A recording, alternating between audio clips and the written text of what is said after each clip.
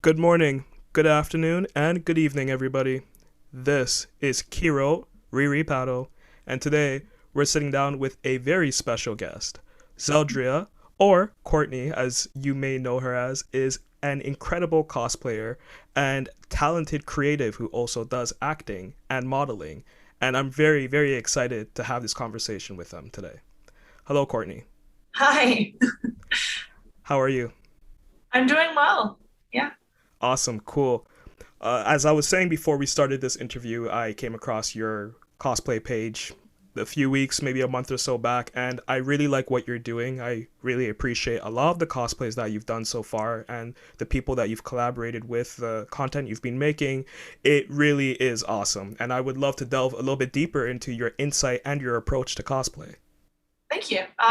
Yeah, sure. Whatever questions you got, I can answer them. Wicked, cool. In that case, can you tell us a little bit about yourself?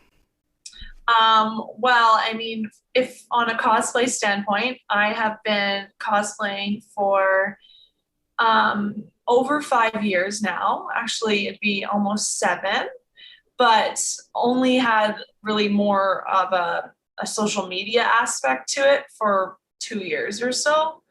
Um, I used to be, I feel like I've gone a long way in my cosplay career, I guess, because I used to be like the cosplayer that bought everything and didn't know how to make anything. And then eventually you get to the point where you have to start to teach yourself to do things because you want to be able to, actually make things better than what you could buy it for. So and then like other outside of being, a cosplayer, like I work full time in healthcare, and then I also model and I do acting, and I've been acting my entire life. So like since I was like 7 or 8, I've been acting. So I keep myself busy. No, that's awesome, and I can tell you're definitely someone that is a multi-talented creative. I find that cosplayers usually have another hobby or craft that they indulge in, whether it's acting or it's digital art or something along those lines. And I feel that the social media aspect does overlap between all of those different art forms as well. Yeah. How did you discover cosplay? That one's a hard one because I don't even know. So I've been like because of my acting, I've always done like obviously like characters and costumes, and that's something I've been doing since I was a little girl. Longer I can remember. Cosplaying in general, I guess at first I didn't really know what I was doing. Like the first con I went to, I was like, oh, people dress up to go to cons, so that's what I'm gonna do. And I didn't really know it was called cosplaying or anything. And then, as you kind of get more in depth into it, you kind of understand more of what you're doing, I guess. And then I realized I was like, this is a thing. Like people do this all the time. I was like, I want to do this. This sounds fun. So yeah, I guess that's how I kind of got into it. Cool. So when you kind of stumbled into cosplay, were you embracing it with friends or family? Did you have someone that you saw was cosplaying and you kind of picked up on what they were doing? um, I would say no, but like I was the one that wanted to wear a costume to con. Like I was going for the first time, my first con ever. I went with my best friend, and we found out we didn't even know that Edmonton here in Alberta even had a con at the time. And we found out through a friend, and my birthday was the week before, and he was at my party, and he was like, yeah, con's next week. And I'm like, what do you mean con's next week? He's like, yeah, the Edmonton Expo. And I'm like, what do you mean there's an Edmonton Expo? And so then I found out all about it. And then me and my best friend, I'm like, we should go. We should dress up. She's like, okay. So we had 1 week to get our costumes ready for con. And we both, obviously, it's a week before. So, and it was Edmonton Con always happens at the end of September. So all the Halloween stores were open. So we just went and bought I bought a Wonder Woman, she bought a Batgirl, and then we went together as that. But yeah, no, I feel like I didn't really know what I was doing at the time though. Like I didn't know any cosplayers or anything like that before I started. All right. When you were new to the cosplay scene, was there anyone that you kind of looked up to through social media methods? Like, were you looking at very popular cosplayers to kind of see how they're doing things, or were you looking at some of your peers within the Edmonton cosplay community to see what was popular to do or what events to go to? Like after I figured out what cosplay was, and then as I slowly, because it took years before I actually even made anything myself.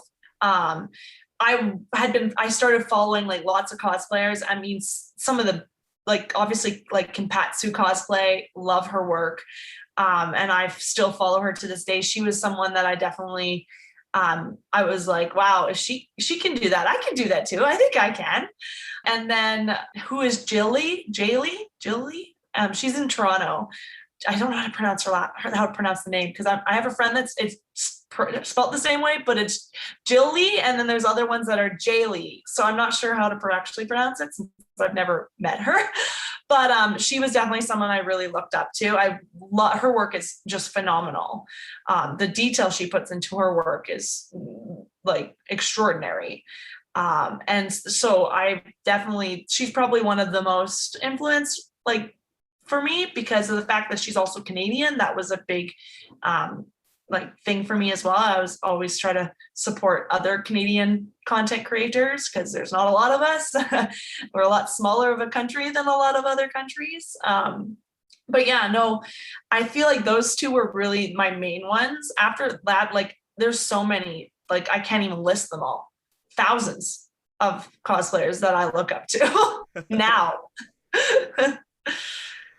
Well, I can definitely agree with you about the whole Canadian content creator thing, and our space is relatively small compared to other areas, especially when you look at the events, the conventions that we have. We don't have as many as what you see in New York or Florida or San Diego, but also it's the fact that you have so many people flying out to those events. They really are like international destinations, and I feel like we're starting to get there a little bit. Maybe in a couple years when everything goes back to normal fully, we'll have the same clout that other events have within Canada. We'll see. Yeah, I definitely agree with that, because like I feel like as the years have gone by since I first went to my first con, even, which would have been in 2014, so I guess that's 7 years. Even since I went to my first con, since then I feel like going to cons has become more and more popular and more known. And I feel like pop culture in general has just become like being a nerd is actually cool now. Like cosplaying is cool versus when I first started, I didn't even know what it was. And no one really, like, it was just kind of for us geeks, you know? And then after that, I feel like now it's a lot, people actually know what it is more often than not. And then you also have people who actually know what you're dressing up as, which is also helpful. Yeah, I'm so grateful to see not just like cosplay, but also comic book culture, anime, so many other popular things, not just video games, all blow up around the same time. Because growing up, I loved so many of these shows and these characters, and I appreciate cosplay more than participate with it. But Yeah. I remember going to conventions in like the mid 2000s, early 2010 era, and you would see a slow creep, but you didn't see the amount of attention and fanfare with cosplay as you do today. And even with social media, the rise of TikTok, Instagram having that second wave, cosplayers are so into sharing their art and creating tutorials for others. It's amazing to see this growth in the scene. Yeah, I feel like social media has played a huge factor in that, like cosplaying in general becoming more like widespread and pop culture in general just becoming more, um, you know, popular, I guess, even than normal. Like all the TV shows that come out, all the movies, people are just so much into entertaining and any type of entertainment. And so I feel like cosplaying was just kind of is along for the ride. Because the more people that like things, the more people are going to want to contribute to that. Absolutely. Let's talk about conventions for a little bit. Okay. What cons have you been to so far? Not very many. Because I'm in Edmonton, I go to every year to the Edmonton Expo. I also go every year to the Calgary Expo. But I've never went to any other cons. Those are the only two. just because it is a lot, it's pretty expensive, as you know, to travel through Canada because we are a very large country. And I mean, the next closest con, I believe, is either in Saskatoon, which I wouldn't go to Saskatoon just because it's a really small city and it would be a really small con, or it would be to Vancouver, which is a 16-hour drive just from here. And to pay for a flight there would be even pretty expensive too. So I haven't traveled as much as I would like to for cons. I do plan to though, eventually. One thing about Canadian cosplayers, you cannot question our dedication to this scene because so many people will talk about how we have cons all through the year. We have water park cons. We can go here, we can go there. It's easy for them to go interstate for conventions, but in Canada, the hotspots for conventions are really, like you said, there's British Columbia has a few. Saskatchewan has like one, maybe a dusty one. You guys have a few in Alberta, Ontario. We have a decent number, but still, like it's maybe three or four big ones a year, and they're spread out between like 3 or 4 months. Montreal has a bit, and I know the Prairie provinces have maybe one that they all kind of swim towards. So it's not really like we have a lot of opportunities, and the cost to travel, it really does take a lot. But Yeah. one thing I definitely can say about Canadian conventions is that it's a great community. You see the cosplayers over the years Yeah. being very friendly with one another and wanting to see each other grow. It's Mhm. really awesome. Very supportive community for sure. Like I didn't really get into the like directly knowing other cosplayers in my vicinity because I was just kind of like a one, noob cosplayer before I started getting to social media. Then you meet more people and you get to know more people in your area. And then since I've launched my cosplay account, I've made a whole bunch of friends in the cosplay community local. Some of them are like some of my closest friends now. And like I didn't even know these people existed before. One of my friends that I went to high school with, and the reason why I actually mostly met other people is I was at con right shortly after I launched my account 2 years ago, and I was at con, I had a different cosplay for each day, and I went around and was just trying to get my word out there of my cosplay because I wanted people to appreciate whatever work I was going to do. So I was at con talking to people, just getting to know people. I went to Cosplay Corner and I was at the booths there and I was like, hey, that's my friend Christine in one of the photos that they had just these cosplayers had displayed. And then Carly, who I didn't know her as Carly then, she comes up, she's like, yeah, that's my best friend, Christine. I'm like, really? Christine's my friend? I went to high school with her. And Carly's just like, oh, I went to high school with her too. And I'm like, well, then we must have gone to high school together. And then that was the beginning of my friendship with Carly. And that was 2 years ago now. Carly's one of my closest cosplay friends. I would say I see her at least once a week or once every 2 weeks. I do her nails. Like I see her all the time. And yeah, and it was all started because we actually both knew Christine, who is a cosplayer in Edmonton here. And she goes by Cherry Amaru.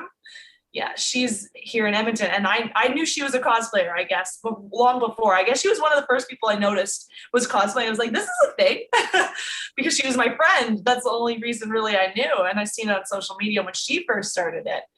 But yeah, no, definitely like that's really how I like met people in the community. Is first I literally just was like, hey, I know that person. And they're like, I know that person too. And then just instant friends.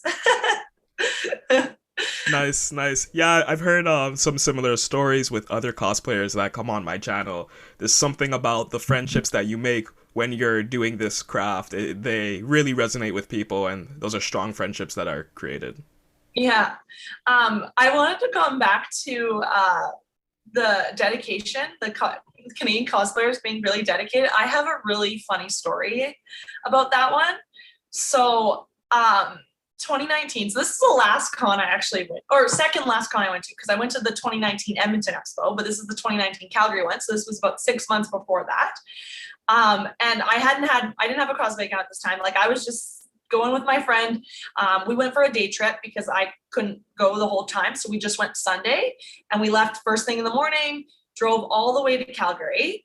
And I had noticed when we were on the Deerfoot in Calgary, which is the main road from Edmonton into Calgary, and then one of the main highways that goes through Calgary, I was like noticing like some like rumbling with my car, and I was like, this is pretty loud, and this isn't normal. Like this doesn't sound right. But I was like, you know what? My turn is a kilometer off up the head. I'm just gonna, when I turn off, I'm just gonna, exit onto some back road and to go check it out. And I felt it was really rumbly on like my side, like my steering side seemed like it was really rumbly on that side of my tire. It felt like it was coming from my tire. And so as I'm thinking this, my tire comes right off my car. I was going 100 kilometers an hour on the road, and my tire flew off my car. It bounced through oncoming traffic.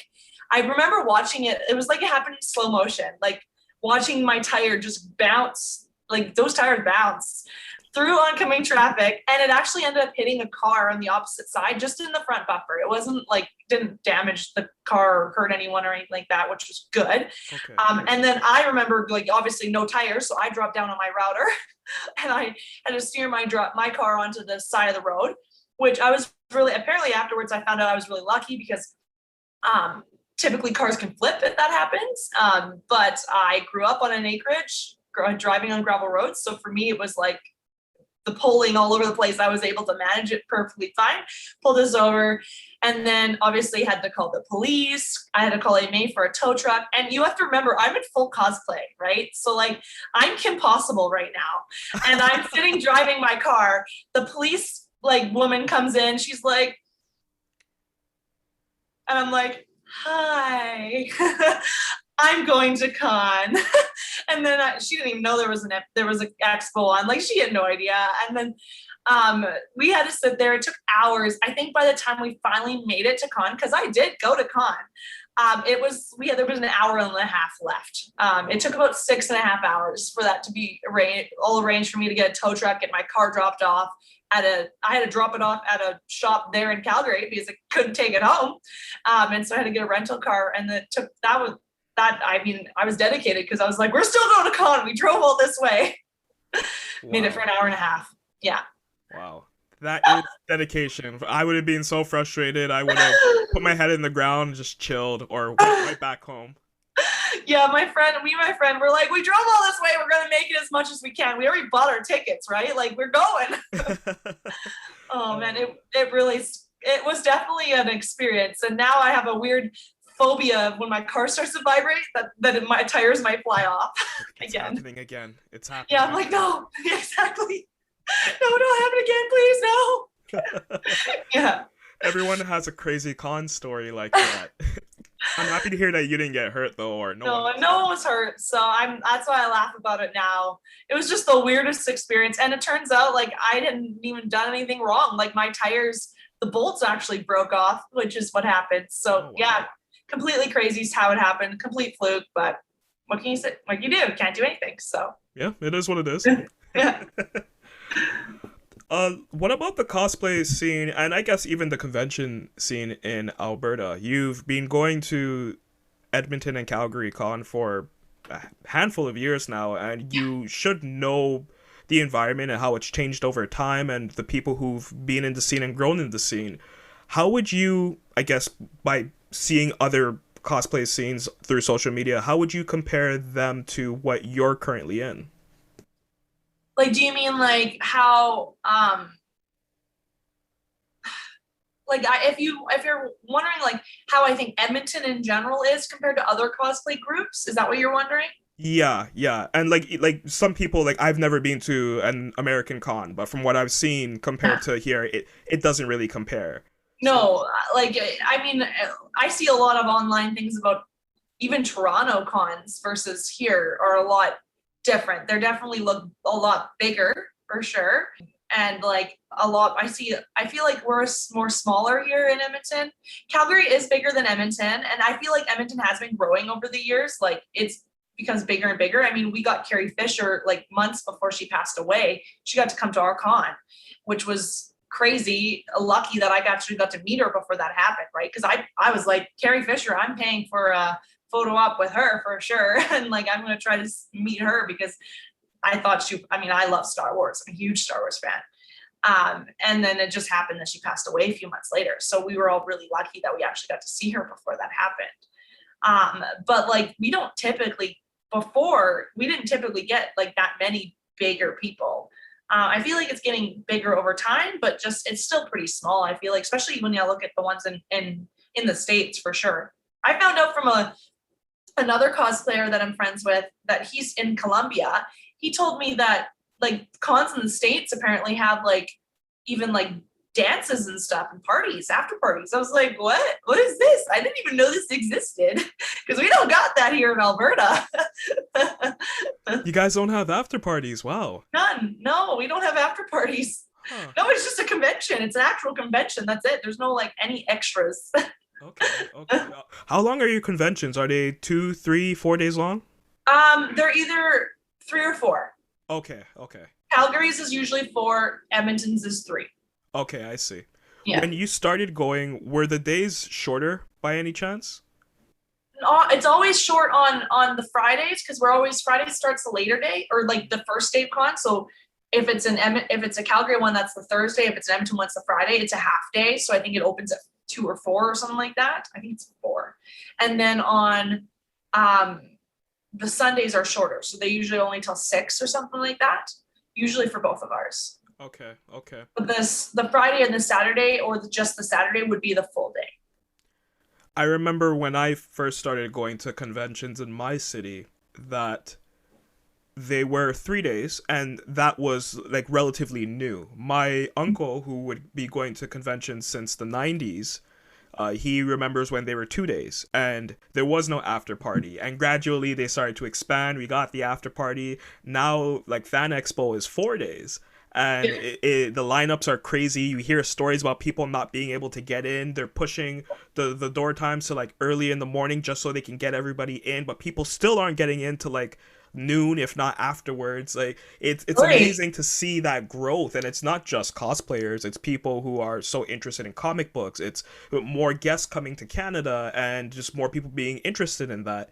Now, like conventions have become destination points for tourists. I've known people who are in Portland, Seattle, that will fly out to Vancouver Con or Victoria Con just because of the guests that they're getting. And it wasn't really like that 10 years ago. For the hardcore fans, yes, but for the casuals who are new to the scene, not at all. Yeah.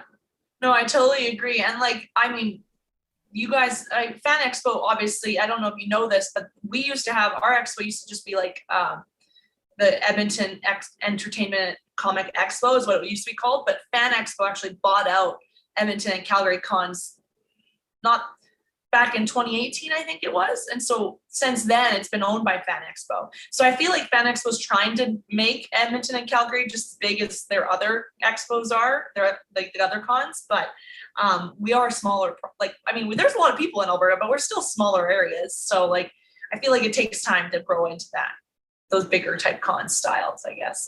Yeah, give us some time. And especially with like the whole COVID thing, like I feel like it's been like a little bit of a reset for many fan bases and businesses. I know a lot of new cosplayers that have started, but they've never been to a con. The most that they've done is maybe random shoots with small groups of people and TikTok. So they're excited for conventions. Yeah, you know what? And I'm really excited too because I launched my cosplay account in 2019. Right before the Edmonton Expo. So I literally only went to the Edmonton Expo and I had maybe 100 followers, not even, before I went to Expo.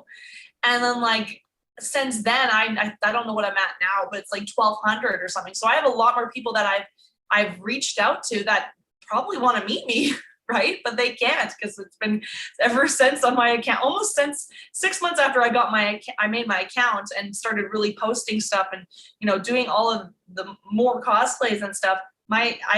Everything's been closed, so no one's been able to do that. So I'm quite excited for, you know, actually we have both Calgary and Edmonton expos coming up here in September and October, and I'm really excited to actually go. Nice. Yeah, I can't wait to see all of the photos and blogs and vlogs that people are going to be putting out when they go to their first cons or their returning cons. I'm super excited to see it. And I actually want to talk about your growth on social media, going from the numbers that you were at when conventions existed still to where it is at now with no events. That's very good. We'll come back to that in a second, but can you tell us a little bit about what started your interest in geeky stuff, in comics, in sci-fi. You've done some really great cosplays that embody these characters well while still having your personality come through. I can tell you're definitely a fan of all the cosplays that you do. Yeah. What got me becoming a nerd? I blame my dad. So like growing up, I'm actually the biggest nerd in my entire family. Like no one else even compares. But even more, I'm way more than my dad ever was. But like growing up, my dad gave me and my sister NES at when we were like 5 years old. He gave us his old NES actually and taught us how to play. And that was the first game system I'd ever played on. And I had a NES up until I was about 11 years old when my dad finally bought me like he got us like a GameCube, and then I played that. And then I feel like video games is really what got me into becoming a huge nerd. But like, for example, I don't remember the first time watching Star Wars, because my dad probably had me watching it at 2 or 3, like, because I just remember I've always seen them, always, especially the original trilogy. I remember going to the theater to see the new ones. I was only 4 or 5 when I seen episode 1, and I still remember it. So, I remember going to see it. So I mean, I blame him. He honestly, like, I watched Predator when I was a kid. Like, so really why he let me watch these shows, I feel like he just let us watch whatever he was watching. So like he That's just a was good like, dad. yeah, he's like, whatever, they're good. They're fine. There's blood and guts, but they do whatever, you know? So I feel like he just didn't care, and he just let us watch whatever he was watching. And so through that, I feel like I really just learned to I just instantly loved all of these things that he loved. So like Star Wars and Indiana Jones and stuff like that. And then over time, you just build on that. That's what you like, so that you build on it, right? And then when I started reading more books, I found out I really liked fantasy books. I've read so many fantasy books, and a lot of them have turned into movies, which then again brings you into that whole, visual aspect of, the pop culture. Okay. Yeah.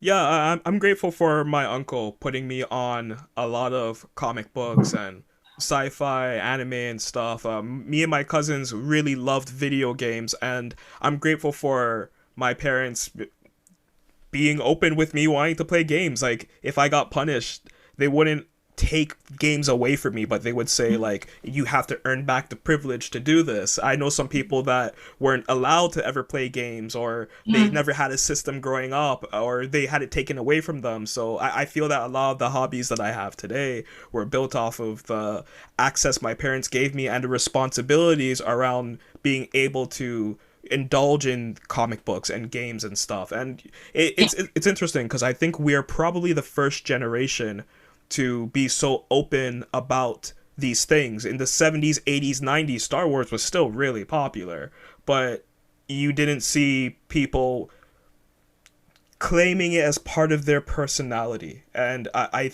love to see that nowadays. It's someone can love Lord of the Rings, and they can love Star Wars, and they can love sports, and they can love all these different things. It's an amalgamation of interests, and it wasn't really ever like that before. And you're starting to see people express themselves based off of their multitude of hobbies. Yeah, I agree. I feel like that, like, people now, they describe, well, I mean, maybe it's just the people I know too. Like, it's just the people I like associate with typically associate, the fact that they like these things as that's part of them, right? And that's how I describe myself. Like, like, if you don't like Star Wars, we probably can't be close friends, because it's just not gonna happen. And like, same with, like, I feel like, though, I've met other people who are my age and are completely different. Like, in my work, my one coworker, she hasn't, when I talk about Star Wars or like anything, she just has no idea what I'm talking about. And she's like 10 months older than me. She has no idea what I'm talking about, because she just thought she was just never, that's not something she was ever interested in, I guess. I don't even know what she's really interested in, to be honest. I think like fishing or something. Okay. I don't know. I'm like, that seems boring. That's okay. Interesting. Yeah, there's people out there, and I guess they still exist. I feel like I'm just not friends with those people, so I don't meet a lot of them. Yeah, that's fine. You don't need to be friends with people like that. They're boring, incredibly so. who don't like Star Wars, like, get out. It's so strange. So even as, I guess, a teenager and coming up before you got into cosplay, did you wear your interests and your influences on your sleeve? What did your friends have to say about the things that you were into? Or maybe you did events pertaining to some of your hobbies and interests? Um, so like I said, I've been acting for like ever. So I feel like the people I hung out with all really liked that kind of stuff anyways. I mean, drama geeks, we tend to be, that kind of geek. We really like, all types of pop culture, movies, shows. That's what we talk about, right? Because if you're an actor, that you like that kind of stuff. But per se, like wearing it on my sleeve, like I wasn't ever the type of person that wore, like, I don't wear graphic tees. Even to this day, I don't wear like a lot of graphic type things that describe my nerdiness. I like to be subtle in my nerdiness, where I'll like wear like a set of earrings, or I'll have a pin on my backpack, something small. I don't like to, I guess most people don't know how nerdy I am when they first meet me. Most people think, because I mean, I do modeling and stuff, and I'm really into fashion. Like, that's kind of more the type of clothing I wear, that's me. So they're always usually pretty surprised when they find out I'm a cosplayer, and like half the time I'm dressed up as a different person. But like growing up in high school and stuff, like I feel like I was always an outcast anyways. So it really wasn't because of my cosplaying or I didn't even cosplay at the time. I was just a huge nerd and wanted to talk about everything that I loved, right? My books that I was reading, my video games I was playing. I wanted to talk about Legend of Zelda till the like cows came home, right? Like, that's just what I love to talk about. And I was just always a huge geek and outcast because of that. But you meet people that you really relate to with that. And like, I have my best friend I met in grade 7 when she came to my school. We've been best friends ever since. She's a huge nerd, just like me. And just like me, she also doesn't really, portray her nerdiness out there until you actually talk to her. You wouldn't guess how much of a nerd she is, like me.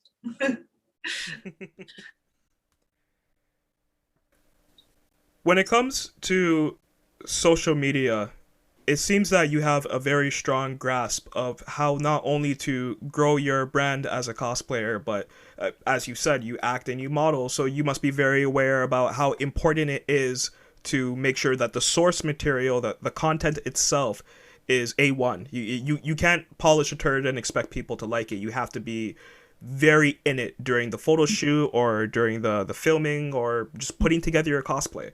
And it shows in spades throughout your content. I really do enjoy your content. Could you tell us a little bit about when you first started creating your cosplay page? What hurdles did you encounter? What was your goals? Did you seek out certain photographers that would bring out the best in you? Did you try to find people to collaborate with that would also be able to help you grow? What was your method? So I feel like I'm a person. So I'm a big believer in like, what you put out into the universe, you get back tenfold. So like, I just always have believed in myself to be able to do things. And so I didn't really go into it with a specific plan in mind. I didn't really know what I was doing. I just knew that if I wanted to expand my cosplay and maybe, God forbid, make money off of it, because cosplay, as you know, is very expensive. I was like, I'm going to have to use social media in some sort of fashion. I'm going to have to show people what I can do. Like, I can't just show up to cons all the time and no one knows who I am. So I decided to launch the account. And I feel like I've been really slow. I feel like, though, for me, like, I'm still really small cosplayer. Like, there's lots of cosplay. Like, my friend Carly's way bigger. More people know her and know her work and stuff like that. But for me, I feel like when I first got into it, I didn't really know what I was doing. Like, because I was in the acting community, I was able to, and then people told me, join the Edmonton Cosplayers group, Facebook group. And, through there, I was able to find, that was my first, I think, photo shoot was one of my Star Wars ones. And honestly, I wasn't happy with most of the photos. I haven't posted very many photos of that shoot because I wasn't happy with it. But through meeting other people, I've been able to meet a lot of photographers, and my cosplaying has kind of gone hand in hand with my modeling. So I really started modeling with my cosplaying. That was how I got into it. And then I got into other modeling separate. Acting, obviously, I've been in the film community in Edmonton for a long time. It's very small though, because Edmonton's not a very big film community. For the photography side of it, I don't know, I just got lucky, I guess. I just thought things would fall into place and they did. My friend Carly is also a photographer, so she does a lot of my shoots. We like to collaborate on things, and because of her, I've met other photographers, and it just kind of, it becomes like a ball. It just keeps going, right? So it picks up more as you go along, and you're able to kind of figure out more as you go.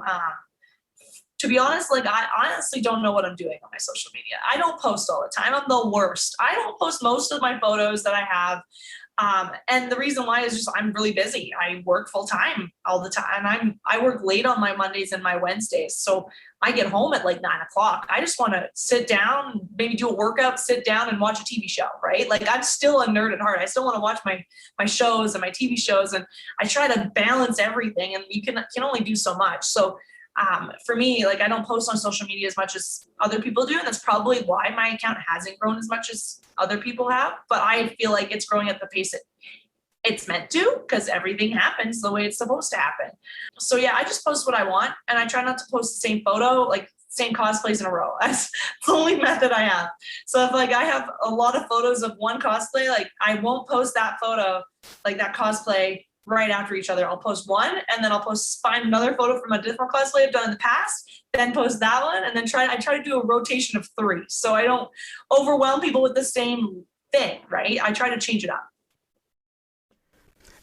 And going through your feed, you see a wide variety of what you've done.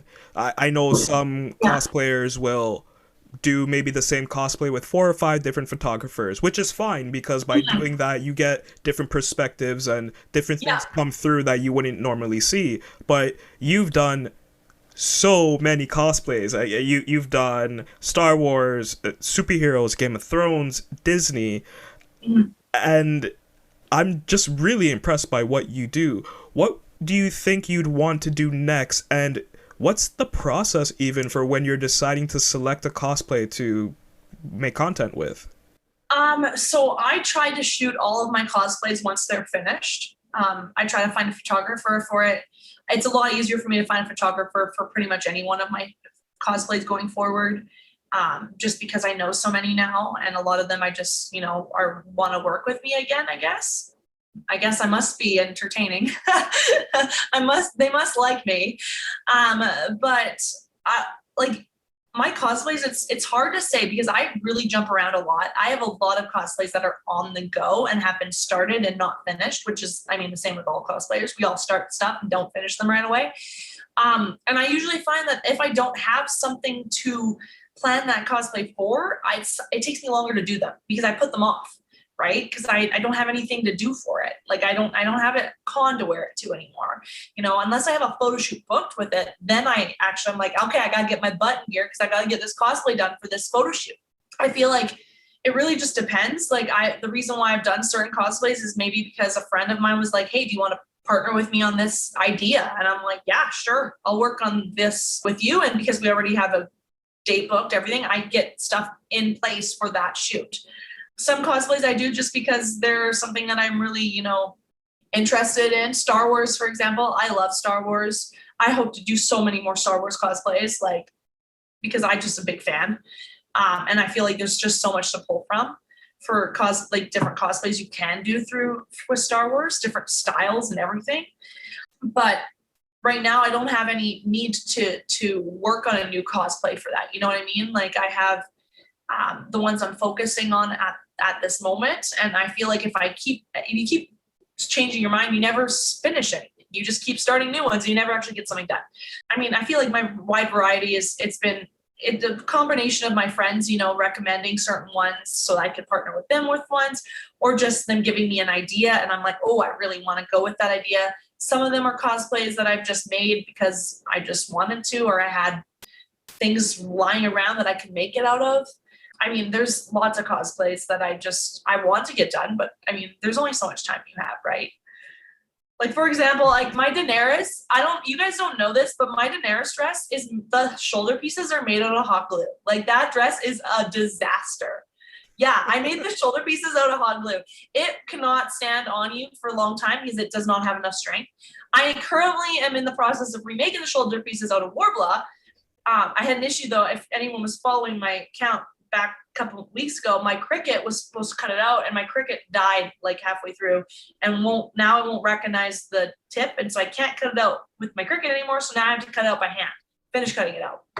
And so I have to get that done for next weekend because I have a photo shoot next weekend for it. So, you know, like, and now I have a deadline. So now I have something to focus on that I know I'm like, I have to get this done because it's coming up, you know? It's so hard to be a cosplayer and balance social life, work life, obviously doing your cosplays. And for some reason, right before the photo shoot, right before the event, that's when your cosplay decides to start just exploding. A piece falls off, the threads start running. That's me. Yep. That's why it's made out of hot glue. Okay. There was a lot of issues with that when I first made it and I needed to get it done fast. So it's definitely not the best cosplay. Honestly, that my Daenerys one, once I get those shoulder pieces done, it'll probably be one of my favorites just because I feel like it turned out really well. And that dress is actually the main part of the dress. It's actually a Halloween costume dress one that I had altered to make it look more accurate to. And then I had replaced all of the ugly foam pieces that the Halloween foam that's not really nice with Warbler instead. And first it was hot glue, now it's Warbler. And, I made the beaded parts to the front completely by hand. It's something I'm just really proud of. And I really would be happy to finish it. But, you start something and then 3 years later you finish it. Which is how long did it take for you to do your R2D2 cosplay?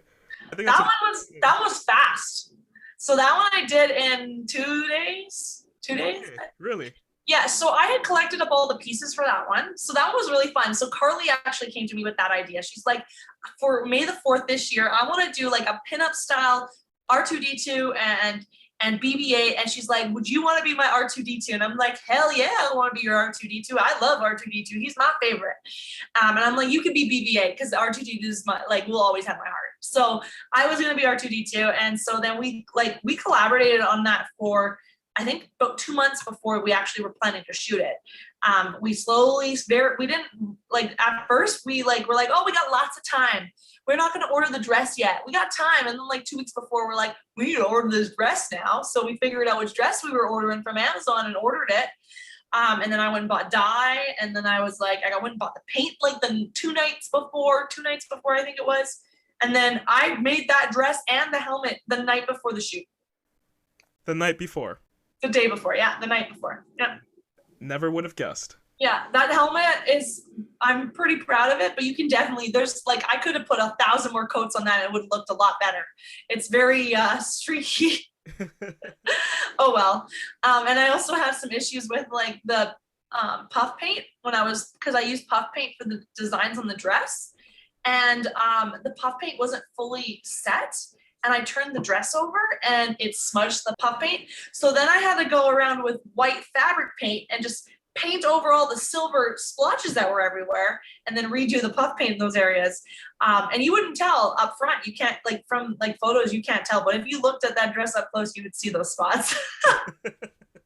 That's what happens.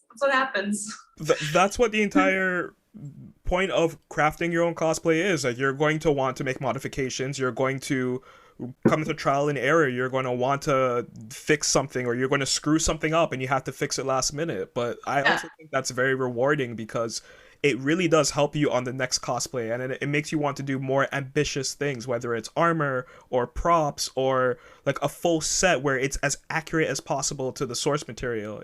It's part of the game. Exactly. And I feel like cosplaying is just a big learning curve. The longer you do it, the more you make mistakes, the more you learn from those mistakes and you don't do them again. Or you do them again until you actually get it into your brain that you shouldn't do that anymore.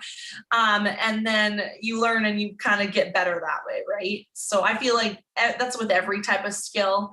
I mean, the more you do it, the more you make mistakes, the more you learn from it. What was your first Star Wars cosplay? You've done so much so far, and they're all really good, but what set off this obsession for Star Wars cosplay? My first one would have been my Darth Vader, my female Darth Vader. I actually, funny enough, I wore that costume originally was a Halloween store costume that I have altered and remade over the years. So it originally started off with a bodysuit, like it was a bodysuit one from I got from I think I don't know, it's from one of the Halloween stores. And anyways, I bought it and I wore it for the con that Carrie Fisher I met at. So it was the year that she was at con, and I wore it there. That bodysuit was see-through. You didn't really tell until someone took a flash photo, and then you could really see that it was sort of see-through. Yikes. But yeah, so eventually I loved the idea of it and everything, but I was like, this needs to be remade into something better. And so I eventually, as I got more into cosplay, and I did remake it for that cosplay after I made my account. So it was I think a couple months after I made my cosplay account is when I decided to remake that one. And I took all the foam pieces off the original bodysuit and I sewed them onto a different bodysuit. And this bodysuit wasn't like a full bodysuit. It was just like a dress or a dance type bodysuit. So a top bodysuit. And I sewed it all onto that. And then eventually I repainted everything. And then I made a cape to add to it. And then I ended up, I want to also add a mask. So then I added a mask, and I've kind of added to that one and altered it as I went along. I mean, I actually do plan, hopefully this summer sometime, maybe in the fall, to change it again, actually.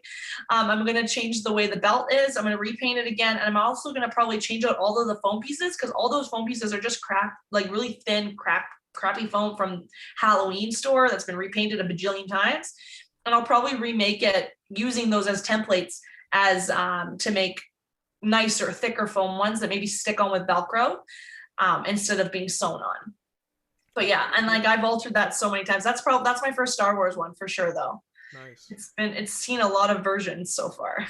You've done so many great Star Wars cosplays, but just you saying the fact that you will revisit a cosplay, modify it, and improve on it, I don't always hear that. Sometimes someone will have to, last minute, they can't do all the appointments that they want for their cosplay, and maybe they'll touch up on it at a future date, and then it goes in the closet. But it seems that when you do a cosplay, you ride with that cosplay forever. You keep it, and you'll revisit it, and you'll fix it up periodically.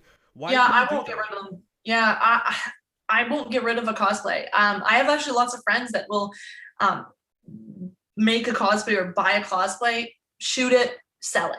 They don't want it anymore. They shoot it. Once they've shot it, they're happy with it. I'm a person that like my craft, like I love crafting, and I've been an artist, with like drawing and like painting, whatever it is. Like I like making things with my hands forever. And part of my like draw to that is being able to be proud of it and own it. Like I want to have it once it's done. So when it comes to a cosplay, when I finish them, it's like an aspect of pride for me. Like I'm not getting rid of that cosplay. You much hours and sweat and tears went into that cosplay to make it how it looks. So I always hold on to them. And then also I find that like maybe one day down the road, I might have more other cosplays. Right now, I feel like I have a decent amount where it's not overwhelming, where I feel like I have to start getting rid of some. But I feel like down the road, maybe I will. I'll eventually be like, I want to completely remake this from scratch. So I'm going to get rid of the old one. But for me, I usually never remake from scratch. I use aspects and I kind of build upon that old one.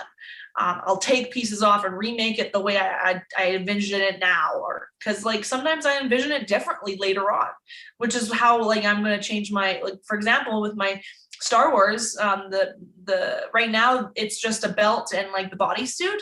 I actually going to add a skirt to it, so it kind of has like a slave Leia type vibe to it. So it has like a front skirt and a back skirt from coming off the belt, so that it kind of draws in a little bit more of an aspect to that. And that's something I plan to add to that cosplay, because I didn't even think of that when I first, started to make the alterations to it. And now I'm like, as I've had it, I'm like, I think that would look really cool. And that would change it up and kind of make it a new cosplay, but it's not, it's the same one. It's just changed a bit.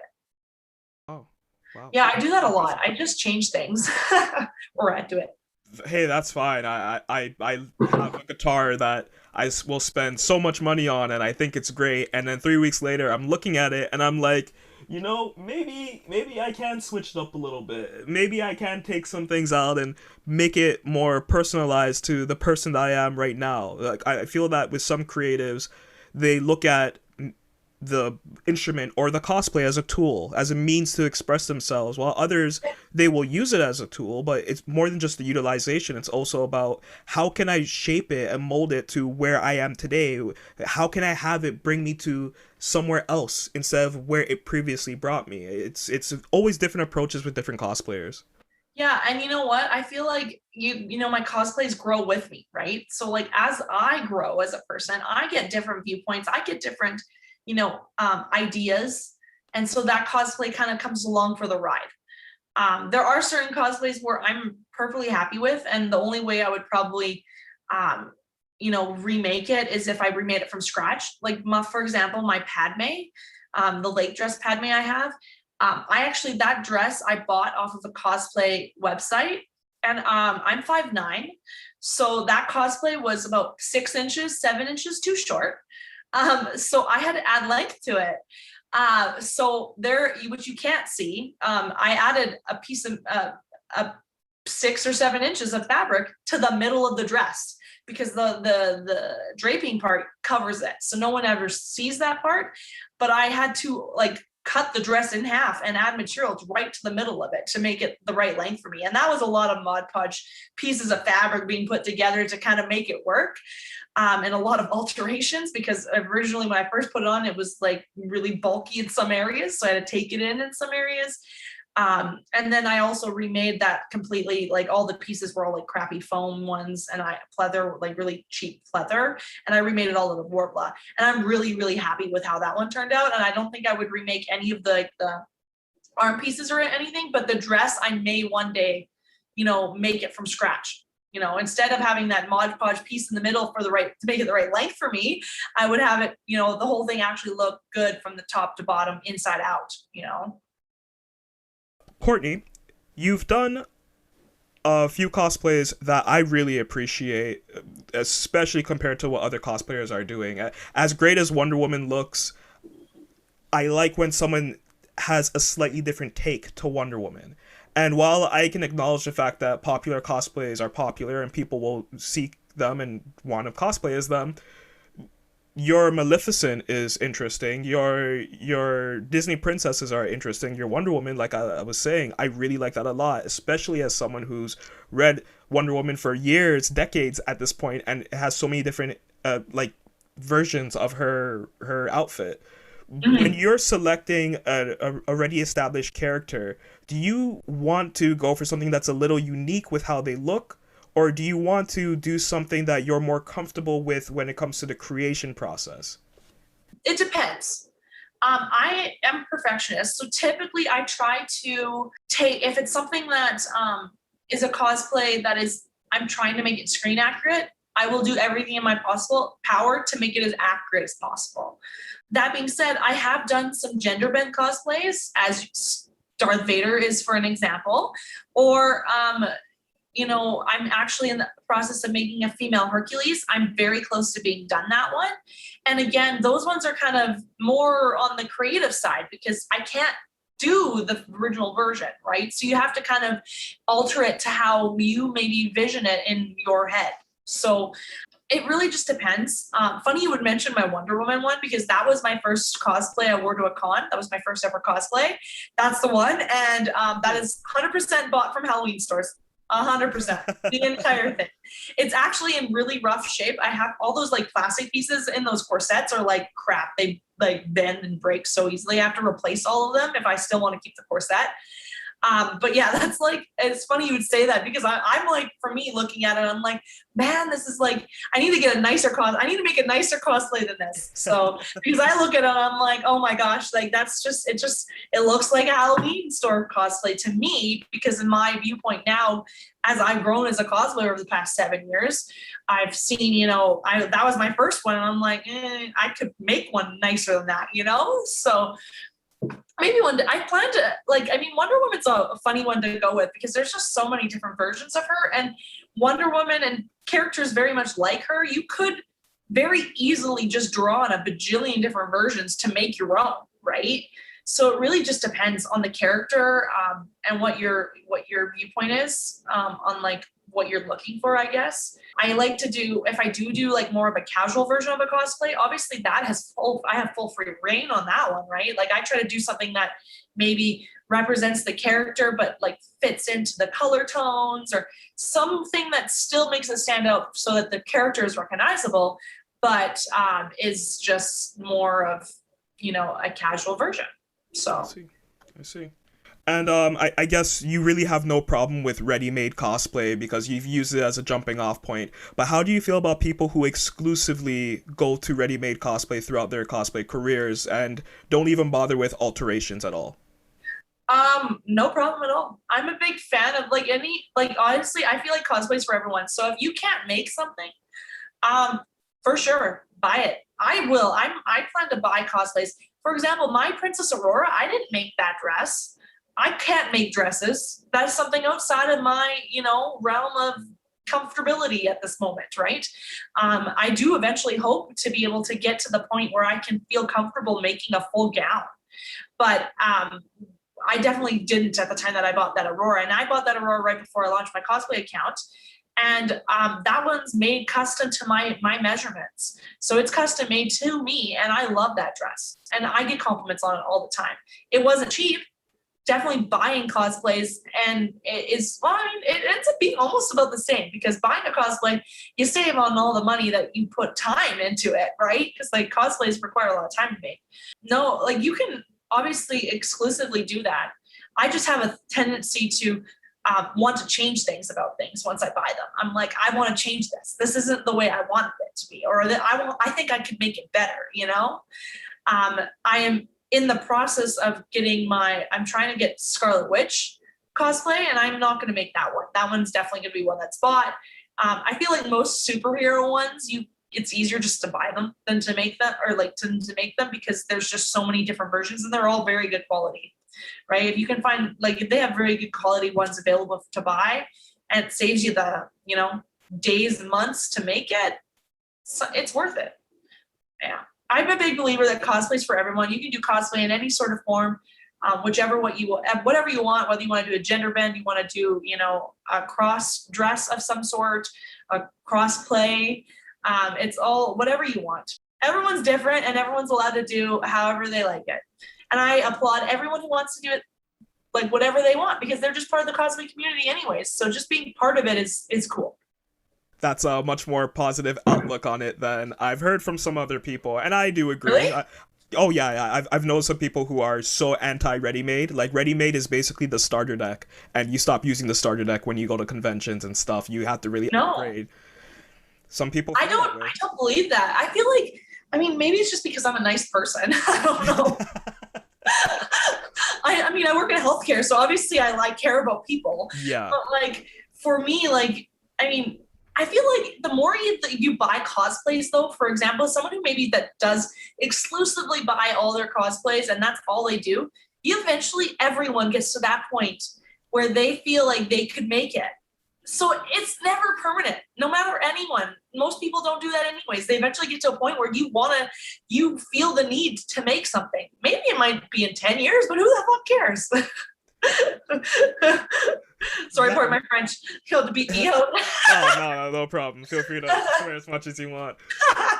Actually, I share your sentiments. I really do.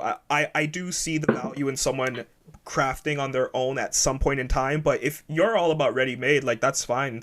If you use presets when you're editing your photos or your videos, you don't have to spend as much time to like figure out the intricacies. Like just so long as the end result is something that you're happy with, that's all that matters. But that kind of does lead me into the next question that I wanted to ask you.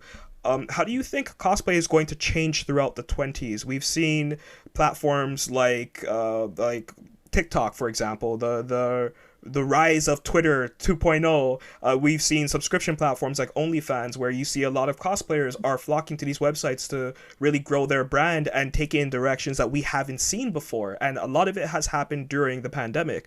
How do you think that's going to be reflective of the cosplay scene throughout this next decade? That is an interesting question. it's hard to predict. Like, I feel like we're kind of in a starting point right now, and I'm not 100% sure where it's going, but I want to be part of that ride. You know what I mean? With cosplay, I feel like just from what I've seen in the past couple years, is that it's becoming, like we said earlier, is that it's just becoming more and more popular, right? And more common knowledge. TikTok, for example, is a huge platform for cosplayers now because people love to see content of real life people pretending to be their characters, right? So, or just, I mean, personally, I love watching, like, my favorite thing to watch on TikTok is cosplayers, like other cosplayers, because I find it entertaining, as an appreciator of the arts and of cosplay in general. And it's hard to say, like, I feel like more and more people are able to make an income off of it and, maybe leave their jobs because of it. And I see this happening, like people being able to support themselves on just their cosplay alone. And I don't know if maybe it'll become more, the only thing I can say, I think it's just going to become more and more popular with people. More people are going to know. I mean, there's still lots of people you run into that still don't know what cosplay is, for sure.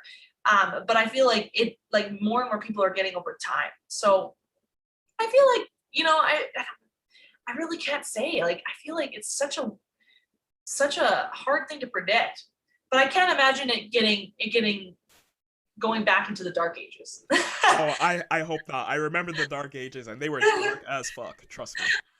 I can't imagine that happening. I figure it's just going to get bigger and better, more entertaining. When you see celebrities now starting to cosplay as some of their favorite characters, like, it was a big thing when you saw them changing their display pictures to like sci-fi characters or anime characters, tweeting about Game of Thrones episodes.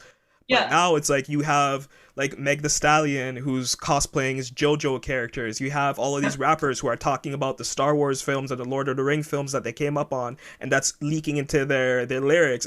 It's so ingrained in mainstream culture and pop culture now. I absolutely love to see it. You're right. I don't see it going backwards. But then I also have no idea how it's going to grow in the future. Like, there are so many people Yeah. who have made careers and like subscription platforms or even different social media platforms. It's just you have so many different avenues that 10 years ago did not exist and no one could have even fathomed the idea. Yeah. Yeah. It's hard to say. It's such a interesting thing to think about, but like, it's just come so far, and honestly, I have no idea where it's going to go. I just hope I know it's going to be a good time. And I hope to do it, like, and I've told people this before, like, I'm going to be the person that's an old lady still cosplaying. Like, I'm going to be fine. I'm going to do all like the really cool old lady cosplays at that point. You'll see me in my 60s doing Alana Tyrell, and no one's going to know who the hell I am at that point, but I'm going to know, and I'm going to care. Oh my god. I look forward to that. Courtney, I am a new fan of your work, but I'm also a big fan of your work, and thank you so much for illuminating a lot of your thoughts about cosplay, your process with creating. It was super informative, and I'm sure there are many who will appreciate hearing about your story. Before I let you go, do you have any tips for cosplayers and content creators at all? You have so much knowledge I'm sure you'd love to share. My tip is just don't give up. Um, like, sometimes it's hard, especially with social media. Like, there's gonna be times where you can't make you're not making any growth, or you can't let yourself get down over that, though. You gotta just keep persevering, because I mean, as the saying goes, the only games you ever lose are the ones you don't play. You're always guaranteed to lose if you give up. So you gotta just keep going, believe in yourself, trust your instincts, because honestly, they're always right. So, like, when it comes to crafting, and what you want with your cosplay, just do what you want to do, and use your own imagination. I mean, honestly, just think about what you want, and just being able to, what's the word I'm looking for, create, I guess, what you want. You gotta really imagine it, and you gotta trust in the process and how to make it too, because there is a process, and you're gonna fail a bajillion times, and you might even have to start from scratch a couple times, but it'll turn out in the end if you don't give up. That's tough, but that's also great advice. It's true. I mean, the cosplay is hard. And like sometimes like people don't realize how much a cosplayer does. Like a cosplayer is pretty much like you're a costume designer, a makeup designer, you know, a well, a nerd, and then also like, and then also a model, and like all of this, an actor, all kind of combined into one big mosh posh of something. And there's a lot of working parts in that, and you're not always going to be perfect at everything, but the more you do it, the better you get. Thank you so much. I really appreciate you taking the time to speak with us. Is there anything that you would like to plug at all? No, I think I'm good. Well, the links to your social media will be in the description below for anyone that wants to check out your work, and it is incredible work. Courtney, thank you once again. I really appreciate this. Thank you. I really appreciate you having me on. Sorry if I had to cancel the first time. Oh, it's no problem. I'm so used to getting ghosted and rejected. I wasn't even my fault. I completely forgot and I didn't put it in my schedule. And I like, as I told you, I'm very busy. So I live by my schedule. So if something's not in my schedule, I don't remember it. So I put it in this time. So it was good. And I really do value you taking time out of your busy schedule to talk with me. Thank you so much. No problem. Thank you so much for having me. This was Kero Riri Paddle. Thank you guys for coming by. Take care, y'all.